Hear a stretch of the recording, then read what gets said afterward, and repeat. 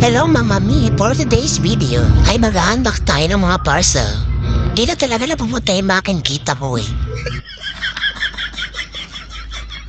Medyo marami-rami nga ito at kasama pa dyan yung mga last week na hindi ko pa na-unbox. Every first week of the month talaga, humibigay ako ng mga stocks. Ngayon ko pa lang siya i-unbox. Kaya part 1 muna tayo. First item natin, ito guys. Ayan, ito guys, dalawang mini concealer, solid gel builder. Usually yan yung ginagamit sa mga 3D design, nail art. Tapos ito naman yung concealer. Next naman natin, itong highlighter siya guys.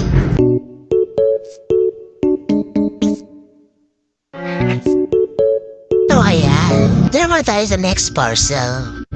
Eto guys, maganda rin to guys. Eto nga pala yung ginagamit ko, ang DIY. Kapag ayoko mang lash extension, lash lift lang, carry na. Kahit sino pwedeng gumamit nito guys. Meron naman yung sa likod na instruction kung paano siya gagamitin. Basahin nyo lang, tapos follow the instructions. Next parcel guys, ito. Ito naman yung ginagamit ko. Naglalagay ako ng eyelash extension. Ayan, eye patch yan guys. Kesa nagamit kayo ng tape, palitan na lang yung gamitin nyo. Mura lang naman to. 50 pesos na siya per pack. Komportable pa yung client nyo rito.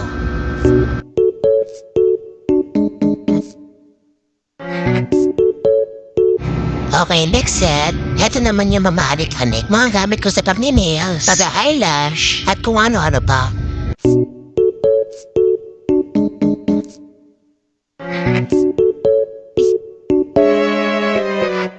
Ito naman yung magic remover. Ito yung ginagamit ko. Remove ng soft gel extension. Doble ingat lang sa paggamit nito guys. Ito naman yung cotton patch. Ginagamit ko siya. Remove ng mga stain. Kapag nag-eyelash, kahit saan pwede siyang gamitin. Pwede siya pang tanggal ng mga stain.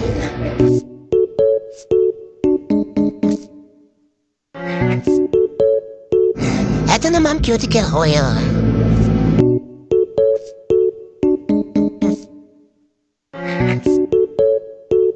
Ito naman, remove ng eyelash extension.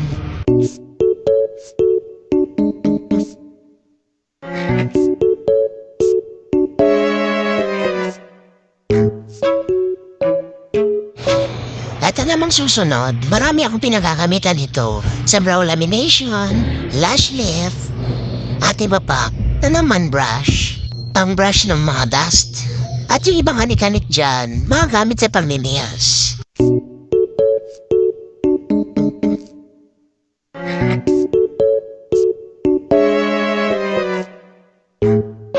So ayan lang muna guys for today's video. Comment kayo kung anong gusto nyo susunod na video.